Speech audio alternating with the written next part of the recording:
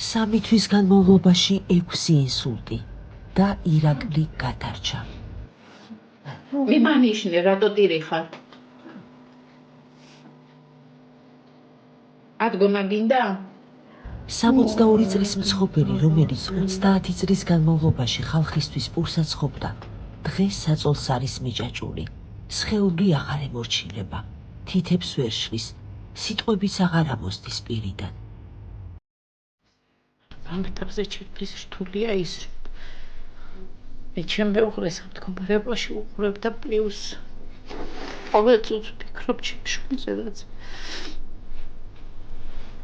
არ ვიცი ჩემს ცხოვრებაში რას მოაქვს, რომელ დღეს რა მოაქვს და რა იქნება.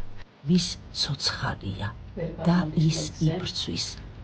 ახლა ირაკლის სჭირდება რეაბილიტაცია, მედიკამენტები და მოვლა, რომ მოძრაობა დაიბრუნოს და კვლავ ფეხზე დადგეს.